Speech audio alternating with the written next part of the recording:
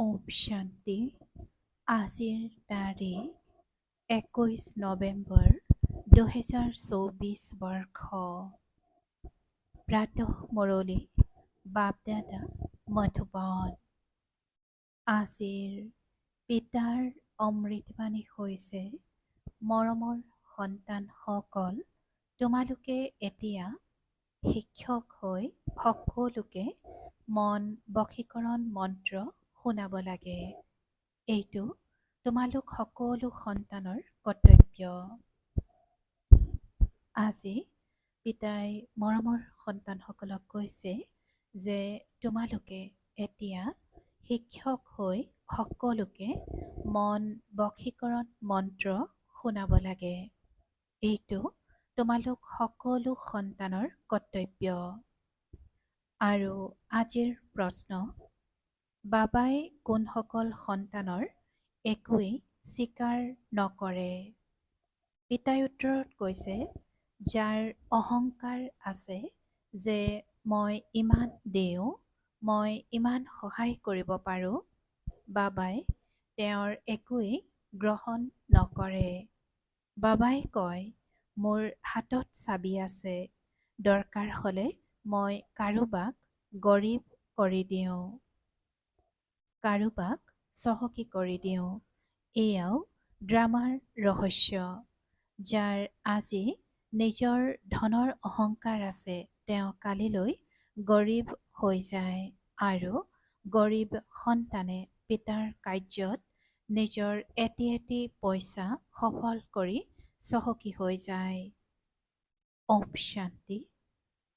এইটো আত্মিক সন্তানসকলে জানে যে পিতা আহিছে। এইটো আত্মিক সন্তানসকলে জানে যে পিতা আহিছে আমাক নতুন সৃষ্টিৰ উত্তৰাধিকাৰ দিবলৈ। এইটোতো সন্তানসকলৰ দৃঢ়তা আছে নহয়, যে যিমানেই আমি পিতাক স্মৰণ কৰিম সিমানেই পবিত্ৰ হ'ম। যিমানেই আমি ভাল শিক্ষক হ'ম সিমানেই উচ্চ পদ পাম। পিতাই তোমালোকক শিক্ষকৰ ৰূপত পঢ়াবলৈ শিকায়, তোমালোকে আকৌ আনকো শিকাব লাগে। তোমালোক পঢ়ুৱা শিক্ষক নিশ্চয় হোৱা, বাকী তোমালোক কাৰো গুৰু হ'ব নোৱাৰা। মাত্ৰ শিক্ষক হ'ব পাৰা। গুৰু মানে এজন সদ্গুৰুহে হয়, তেওঁৱে শিকায়। সকলোৰে সদ্গুৰু এজনেই, তেওঁ শিক্ষক কৰি তোলে। পিতাই যিহেতু স্পষ্ট কৰি কৈছে যে সকলোৰে সদ্গুৰু এজনেই আৰু তেওঁ শিক্ষক কৰি তোলে। তোমালোকে সকলোকে শিকাই মনমনা ভৱৰ ৰাস্তা দেখুৱাই থাকা। পিতাই তোমালোকক এইটো কৰ্তব্য প্ৰদান কৰিছে যে মোক স্মৰণ কৰা, আকৌ শিক্ষকো হোৱা। তোমালোকে কাৰোবাক পিতাৰ পৰিচয় দিলে, তেতিয়া তেওঁৰো কৰ্তব্য হৈছে পিতাক স্মৰণ কৰা। শিক্ষকৰ ৰূপত সৃষ্টিচক্ৰৰ জ্ঞান দিব লাগে, পিতাক নিশ্চয় স্মৰণ কৰিব লাগে। পিতাৰ স্মৃতিৰেহে পাপ নাশ হৈ যায়। সন্তানসকলে জানে যে মই পাপ আত্মা, সেইবাবে পিতাই সকলোকে কয় নিজক আত্মা বুলি বুজি পিতাক স্মৰণ কৰা। তেতিয়া তোমালোকৰ পাপ নাশ হৈ যাব। পিতাহে পতিত পাৱন। যুক্তিৰে কয়, মৰমৰ সন্তানসকল, তোমালোক আত্মা পতিত হৈ গৈছা, যাৰ কাৰণে শৰীৰো পতিত হৈ গৈছে। প্ৰথমে তোমালোক পবিত্ৰ আছিলা, এতিয়া তোমালোক অপবিত্ৰ হৈ গৈছা। এতিয়া পতিতৰ পৰা পাৱন হোৱাৰ যুক্তিটো বহুত সহজ বুজাইছে। পিতাক স্মৰণ কৰিলে তোমালোক পবিত্ৰ হৈ যাবা। উঠোতে বহোতে চলা ফুৰা কৰোঁতে পিতাক স্মৰণ কৰা। তেওঁলোকে গংগা স্নান কৰে, গতিকে গংগাক স্মৰণ কৰে। ভাবে যে গংগা পতিত পাৱনী। গংগাক স্মৰণ কৰিলে পাৱন হৈ যাব, গংগাক স্মৰণ কৰিলে পাৱন হৈ যাব। কিন্তু পিতাই কয় যে কোনো পাৱন হ'ব নোৱাৰে। পানীৰে কেনেকৈ পাৱন হ'ব? পিতাই কয়, মই পতিত পাৱন।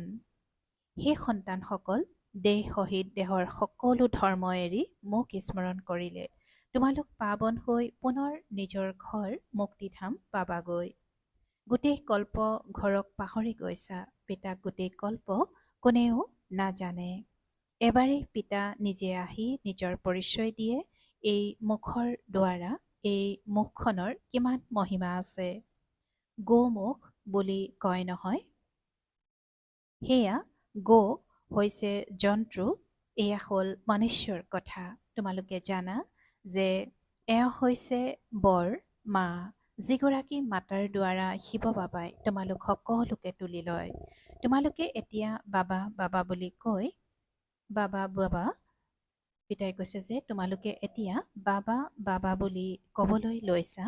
পিতাই কয় এই স্মৃতিৰ যাত্ৰাহে তোমালোক পিতাই কয় এই স্মৃতিৰ যাত্ৰাৰেহে তোমালোকৰ পাপ খণ্ডন হয়। সন্তানসকলৰ পিতা স্মৃতিলৈ আহে নহয়, তেওঁৰ চেহেৰা আদি অন্তৰত বহি যায়। তোমালোক সন্তানসকলে জানা যে যেনেকৈ আমি আত্মা তেনেকৈ তেওঁ পৰম আত্মা। চেহেৰাত আৰু কোনো পাৰ্থক্য নাই। শৰীৰৰ সম্বন্ধতটো চেহেৰা আদি বেলেগ বেলেগ হয়। বাকী আত্মাটো একেই নিচিনাই। যেনেকৈ আমি আত্মা তেনেকৈ পিতাও পৰম আত্মা। তোমালোক সন্তানসকলে জানা যে পিতা পৰম ধামত থাকে, আমিও পৰম ধামত থাকোঁ। পিতাৰ আত্মা আৰু আমাৰ আত্মাৰ মাজত কোনো পাৰ্থক্য নাই। তেওঁ বিন্দু, আমিও বিন্দু। এই জ্ঞান আন কাৰো নাই। তোমালোককহে পিতাই কৈছে। পিতাৰ ক্ষেত্ৰতো কি কৈ দিয়ে। সৰ্বব্যাপী পাথৰ শিলগুটিত আছে, যাৰ যি মনলৈ আহে তাকে কৈ দিয়ে। ড্ৰামাৰ পৰিকল্পনা অনুসৰি ভক্তিমাৰ্গত পিতাৰ নাম, ৰূপ, দেশ, কালক পাহৰি যায়। তোমালোকেও পাহৰি যোৱা। আত্মাই নিজৰ পিতাক পাহৰি যায়। সন্তানে পিতাক পাহৰিলে বাকী কি জানিব। তাৰ মানে অনাথ হৈ গ'ল। প্ৰভুক স্মৰণেই নকৰে, প্ৰভুৰ ভূমিকাকেই নাজানে, নিজকো পাহৰি যায়। তোমালোকে ভালদৰে জানা যে যথাযথ আমি পাহৰি গৈছিলোঁ। আমি প্ৰথমতে এনেকুৱা দেৱী দেৱতা আছিলোঁ আৰু এতিয়া জন্তুতকৈও অধম হৈ গৈছোঁ। মুখ্য কথাটি হ'ল আমি নিজ আত্মাকে পাহৰি গৈছোঁ। এতিয়া কোনে উপলব্ধি কৰাব? কোনো জীৱ আত্মাই এইটো গম নাপায় যে আমি আত্মা কি হওঁ, কেনেকৈ গোটেই ভূমিকা পালন কৰোঁ। আমি সকলো ভাই ভাই, এইটো জ্ঞান আন কাৰো নাই। এই সময়ত গোটেই সৃষ্টিখনেই তমোপ্ৰধান হৈ গৈছে, জ্ঞান নাই। তোমালোকৰ এতিয়া জ্ঞান আছে, বুদ্ধিত উদয় হৈছে যে মই আত্মাই ইমান সময় নিজৰ পিতাৰ গ্লানি কৰি আহিছোঁ। গ্লানি কৰিলে পিতাৰ পৰা দূৰ হৈ যায়। ড্ৰামাৰ পৰিকল্পনা অনুসৰি চিৰি অৱনমিত হৈ গৈছা। মুখ্য কথা হৈ গ'ল পিতাক স্মৰণ কৰাটো। পিতাই আন একো কষ্ট নিদিয়ে। পিতাই কৈছে যে আন একো কষ্ট নিদিয়ে। সন্তানসকলক কেৱল পিতাক স্মৰণ কৰাৰ কষ্ট দিয়ে। পিতাই কেতিয়াবা সন্তানসকলক কিবা কষ্ট দিব পাৰে জানো? বিধিয়ে নকয়। পিতাই কয় মই একো কষ্ট নিদিওঁ। কিবা প্ৰশ্ন আদি সুধিলে কওঁ যে এইবোৰ কথাত কিয় সময় নষ্ট কৰা, কেৱল পিতাক স্মৰণ কৰা। মই আহিছোঁৱেই তোমালোকক লৈ যাবলৈ। সেয়েহে তোমালোক সন্তানসকল স্মৃতিৰ যাত্ৰাৰে পাৱন হ'ব লাগে। পিতাই কৈছে যে পিতা আহিছোঁৱেই তোমালোকক লৈ যাবলৈ। সেয়েহে তোমালোক সন্তানসকল স্মৃতিৰ যাত্ৰাৰে পাৱন হ'ব লাগে। বছ মই পতিত পাৱন পিতা হওঁ। পিতাই যুক্তি শুনাই যলৈকে যোৱা পিতাক স্মৰণ কৰিব লাগে। ৮৪ চক্ৰৰ ৰহস্যও পিতাই বুজাই দিলে। এতিয়া নিজকে পৰীক্ষা কৰিব লাগে। কিমানলৈকে মই পিতাক স্মৰণ কৰোঁ। বছ আৰু অন্য চিন্তন কৰিব নালাগে। এয়াটো অতিকৈ সহজ। পিতাক স্মৰণ কৰিব লাগে। সন্তান অলপ ডাঙৰ হ'লে আপোনা আপুনি মা পিতাকক স্মৰণ কৰিবলৈ ধৰে। তোমালোকেও বুজা মই আত্মা পিতাৰ সন্তান। স্মৰণ কিয় কৰিবলগীয়া হয়? কিয়নো আমাৰ যি পাপ আছে সেয়া এই স্মৃতিৰেহে নাশ হ'ব। সেইবাবে গায়নো আছে ১ ছেকেণ্ডত জীৱন মুক্তি। জীৱন মুক্তিৰ আধাৰ হ'ল পঢ়া আৰু মুক্তিৰ আধাৰ হ'ল স্মৃতি। যিমানে তোমালোকে পিতাক স্মৰণ কৰিবা আৰু পঢ়াৰ প্ৰতি মনোযোগ দিবা, সিমানে উচ্চ পদমৰ্যাদা পাবা। পেছাগত কাম কাজ আদি কৰি থাকা। পিতাই মানা নকৰে। পেছাগত কাম কাজ আদি তোমালোকে যি কৰা সেয়াও দিনে ৰাতিয়ে স্মৃতিত থাকে নহয়। গতিকে পিতাই এতিয়া এই আত্মিক ধান্দা কৰিবলৈ দিয়ে। গতিকে পিতাই এতিয়া এই আত্মিক ধান্দা কৰিবলৈ দিয়ে। নিজকো আত্মা বুলি বুজি মোক স্মৰণ কৰা আৰু ৮৪ চক্ৰক স্মৰণ কৰা। মোক স্মৰণ কৰিলে তোমালোক শতোপ্ৰধান হবা। এইটো বুজি পোৱা যে এতিয়া এয়া পুৰণা চোলা অৰ্থাৎ শৰীৰ, পুনৰ শতোপ্ৰধান নতুন চোলা পাম। নিজৰ বুদ্ধিত নিৰন্তৰ থাকিব লাগে, যাৰ দ্বাৰা বহুত লাভ হ'ব। যেনেকৈ স্কুলত বিষয়টো বহুত থাকে, তথাপি ইংৰাজীত নম্বৰ বেছি ভাল হয়, কিয়নো ইংৰাজী হ'ল মুখ্য ভাষা। তেওঁলোকৰ প্ৰথমে ৰাজ্য আছিল, সেয়েহে সেয়া বেছিকৈ চলে। এতিয়া ভাৰতবাসী ঋণী। কোনোবা যিমানেই ধনৱান নহওক, কিন্তু বুদ্ধিত এইটোতো থাকে নহয়। পিতাই কৈছে যে কোনোবা যিমানেই ধনৱান নহওক, কিন্তু বুদ্ধিত এইটোতো থাকে নহয় যে আমাৰ ৰাজ্যৰ যি মুৰব্বী তেওঁ ঋণী। তাৰমানে আমি ভাৰতবাসী ঋণী। প্ৰজাই নিশ্চয় ক'ব নহয় যে আমি ঋণী। এইটো বোধ থাকিব লাগে নহয়। যিহেতু তোমালোকে ৰাজ্য স্থাপনা কৰি আছা, তোমালোকে জানা যে আমি সকলো ঋণৰ পৰা মুক্ত হৈ চহকী হওঁ। তাৰ পাছত আধাকল্প আমি কাৰো পৰা ঋণ নলওঁ। ঋণী পতিত সৃষ্টিৰ মালিক, এতিয়া আমি ঋণীও আৰু পতিত সৃষ্টিৰ মালিকো হওঁ। আমাৰ ভাৰত এনেকৈ গায়ন কৰে নহয়। তোমালোক সন্তানসকলে জানা যে আমি বহুত চহকী আছিলোঁ, ৰাজকুমাৰ ৰাজকুমাৰী আছিলোঁ। এইটো স্মৃতিত থাকে আমি এনেকুৱা বিশ্বৰ মালিক আছিলোঁ। এতিয়া একেবাৰে ঋণী আৰু পতিত হৈ গৈছোঁ। এই খেলৰ ফলাফল পিতাই শুনাই আছে। ফলাফল কি হৈছে? তোমালোক সন্তানসকলৰ স্মৃতি উদয় হৈছে। সত্যযুগত আমি কিমান চহকী আছিলোঁ, কোনে তোমালোকক চহকী কৰি তুলিলে? সন্তানসকলে ক'ব, বাবা আপুনি আমাক কিমান চহকী কৰি তুলিছিল। একমাত্ৰ পিতাহে চহকী কৰি তোলোতা। জগতে এই কথাবোৰ নাজানে। লাখ লাখ বছৰ বুলি কৈ দিয়া বাবে সকলো পাহৰি গৈছে, একো নাজানে। তোমালোকে এতিয়া সকলো জানি গৈছা। আমি পদ্মা পদম চহকী আছিলোঁ, বহুত পবিত্ৰ আছিলোঁ আৰু বহুত সুখী আছিলোঁ। তাত মিছা পাপ আদি একো নাথাকে। গোটেই বিশ্বক তোমালোকে জয় কৰিছিলা। গায়নো আছে, শিৱ বাবা আপুনি যি দিয়ে সেয়া আন কোনেও দিব নোৱাৰে। কাৰো শক্তি নাই যে আধাকল্পৰ সুখ দিব পাৰে। পিতাই কয়, ভক্তি মাৰ্গততো তোমালোকৰ বহুত সুখ আৰু বহুত ধন থাকে। কিমান হীৰা মুকুতা আছিল, যিবোৰ আকৌ পাছত অহাসকলৰ হাতলৈ আহে।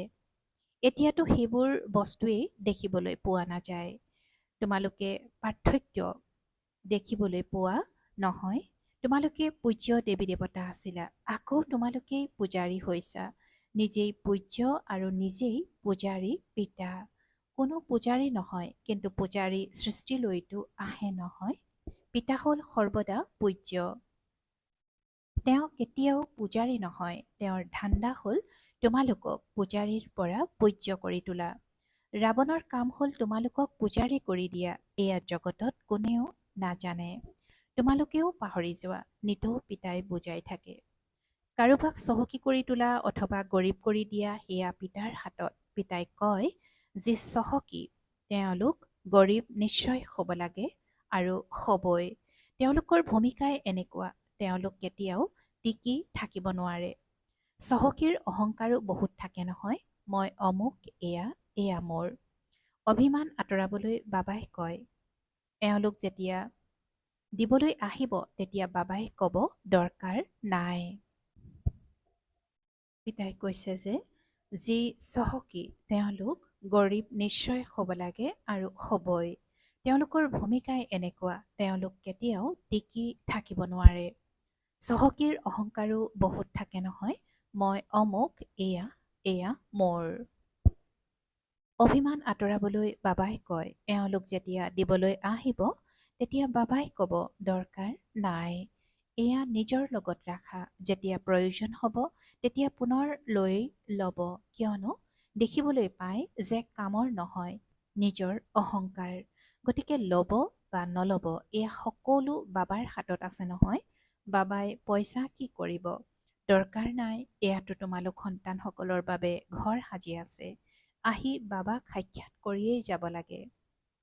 পিতাই কৈছে যে এয়াতো তোমালোক সন্তানসকলৰ বাবে ঘৰ সাজি আছে।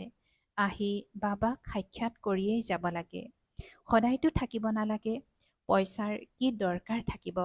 কোনো সৈন্যবাহিনী বা বৰতোপ আদিতো নালাগে। তোমালোক বিশ্বৰ মালিক হ'বলৈ গৈছা। এতিয়া যুদ্ধক্ষেত্ৰত আছা। তোমালোকে পিতাক স্মৰণ কৰাৰ বাহিৰে আৰু একোৱেই নাই। পিতাই আদেশ দিছে, মোক স্মৰণ কৰিলে ইমান শক্তি পাবা। তোমালোকৰ এইটো ধৰ্ম বহুত সুখ দিওঁতা হয়। পিতা হ'ল সৰ্বশক্তিমান। তোমালোক তেওঁৰ হৈছা। সকলো নিৰ্ভৰ কৰে স্মৃতিৰ যাত্ৰাৰ ওপৰত। ইয়াত তোমালোকে শুনা, আকৌ তাৰ ওপৰত মন্থন চলে।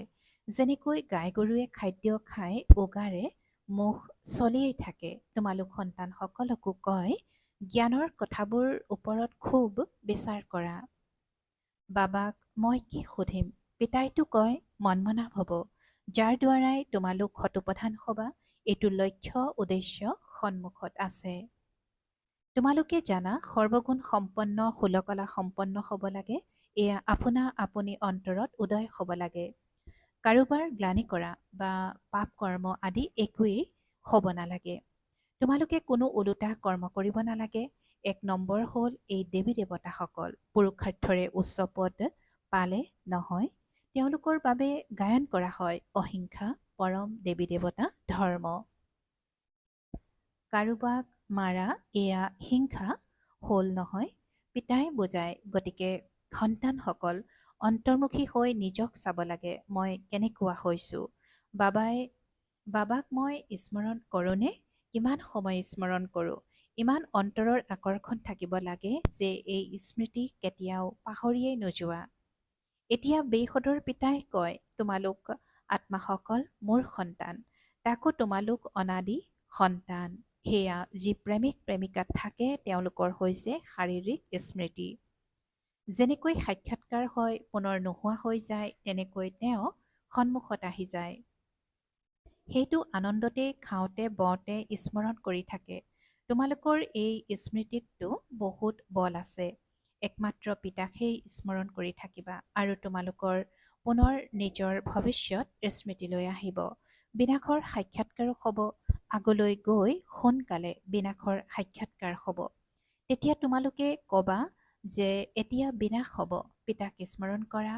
বাবাই এয়া সকলো ত্যাগ কৰিলে নহয়, একোৱেই যাতে অন্তিমত স্মৃতিলৈ নাহে। এতিয়াতো আমি নিজৰ ৰাজধানীলৈ যাম। নতুন সৃষ্টিলৈ নিশ্চয় যাব লাগে।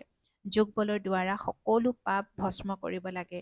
ইয়াতেই বহুত পৰিশ্ৰম কৰিব লাগে। বাৰে বাৰে পিতাক পাহৰি যায়, কিয়নো এয়া অতি সূক্ষ্ম বস্তু। বাবাই লিখে নহয়, জ্ঞানৰ ভো ভো কৰি থাকা। অৱশেষত জাগি উঠিব। যাবনো কলৈ? তোমালোকৰ ওচৰলৈকে আহি থাকিব। যোগ বৃদ্ধি হৈ গৈ থাকিব। তোমালোকৰ নাম প্ৰসিদ্ধ হৈ গৈ থাকিব। এতিয়াতো সংখ্যাত তোমালোক তাকৰ হোৱা নহয়, ভাল বাৰু। অতি মৰমৰ কল্পৰ পাছত পুনৰাই মিলিত হোৱা সন্তানসকলৰ প্ৰতি মাতা পিতা বাপ দাদাৰ স্নেহপূৰ্ণ স্মৰণ আৰু সুপ্ৰভাত। আত্মিক পিতাৰ আত্মিক সন্তানসকলক নমস্কাৰ আৰু আত্মিক সন্তানসকলৰ আত্মিক মাত পিতা আৰু বাপ দাদাৰ প্ৰতি স্নেহপূৰ্ণ স্মৰণ আৰু সুপ্ৰভাত আৰু নমস্কাৰ নমস্কাৰ নমস্কাৰ। আৰু আজিৰ ধাৰণাৰ বাবে মুখ্য সাৰ প্ৰথমতে জ্ঞানৰ খুব বিচাৰ সাগৰ মন্থন কৰিব লাগে। যি শুনা সেয়া উগাৰিব অৰ্থাৎ মন্থন কৰিব লাগে। অন্তৰ্মুখী হৈ চাব লাগে যে পিতাৰ সৈতে এনেকৈ অন্তৰংগ হৈছোনে, যাতে তেওঁক কেতিয়াও পাহৰিয়ে নাযাওঁ। আৰু দ্বিতীয়তে যিকোনো প্ৰশ্ন আদি সুধি নিজৰ সময় নষ্ট নকৰি স্মৃতিৰ যাত্ৰাত থাকি নিজক পবিত্ৰ কৰি তুলিব লাগে। অন্তিম সময়ত একমাত্ৰ পিতাৰ স্মৃতিৰে বাহিৰে যাতে অন্য কোনো বিচাৰ নাহে, এইটো অভ্যাস এতিয়াৰ পৰাই কৰিব লাগে। আৰু আজিৰ পিতাৰ বৰদান। দৃঢ় সংকল্পৰূপী ব্ৰতৰ দ্বাৰা বৃত্তি পৰিৱৰ্তন কৰোঁতা মহান আত্মা হোৱা। দৃঢ় সংকল্পৰূপী ব্ৰতৰ পিতাই কৈছে যে দৃঢ় সংকল্পৰূপী ব্ৰতৰ দ্বাৰা বৃত্তি পৰিৱৰ্তন কৰোঁতা মহান আত্মা হোৱা। আৰু আজিৰ বৰদানৰ ব্যাখ্যা। মহান হ'বৰ বাবে মুখ্য আধাৰ হৈছে পবিত্ৰতা। এই পবিত্ৰতাৰ ব্ৰতক প্ৰতিজ্ঞাৰ ৰূপত ধাৰণ কৰা মানেই হৈছে মহান আত্মা হোৱা। যিকোনো দৃঢ় সংকল্পৰূপী ব্ৰতে বৃত্তি সলনি কৰি দিয়ে। পবিত্ৰতাৰ ব্ৰত লোৱা মানে নিজৰ বৃত্তিক শ্ৰেষ্ঠ কৰি তোলা। ব্ৰত ৰাখা মানে স্থূল ৰীতিৰে সংযমী হোৱা, মনত দৃঢ় সংকল্প লোৱা। গতিকে পাৱন হোৱাৰ ব্ৰত ললা আৰু আমি আত্মা ভাই ভাই এই ভাতৃত্ববোধৰ বৃত্তি ধাৰণ কৰিলা। এইটো বৃত্তিৰে ব্ৰাহ্মণ মহান আত্মা হৈ গলা। আৰু আজিৰ শ্লোগান। ব্যৰ্থৰ পৰা ৰক্ষা পাবলৈ হ'লে মুখত দৃঢ় সংকল্পৰূপী বুটাম লগাই দিয়া। ব্যৰ্থৰ পৰা ৰক্ষা পাবলৈ হ'লে মুখত দৃঢ় সংকল্পৰূপী বুটাম লগাই দিয়া। ওম শান্তি। সফলতা মূৰ্ত হ'বলৈ আজিৰ অব্যক্ত সংকেত। সংযুক্ত সেৱা অবিহনে সফলতা অসম্ভৱ। এনেকুৱা নহয় যে সেৱা কৰিবলৈ গ'লা আৰু উভতি আহি কবা মায়া আহি গ'ল, মানসিক স্থিতি বেয়া হৈ গ'ল, অশান্ত হৈ গ'লো, সেইবাবে মনোযোগ দিয়া। সেৱাত সফলতা বা সেৱাত বৃদ্ধিৰ সাধন হৈছে স্ব আৰু সকলোৰে সংযুক্ত সেৱা। কোনো সেৱাই যাতে মোৰ স্থিতি তল ওপৰ নকৰে তাৰ প্ৰতি যাতে ধ্যান থাকে। ওম শান্তি।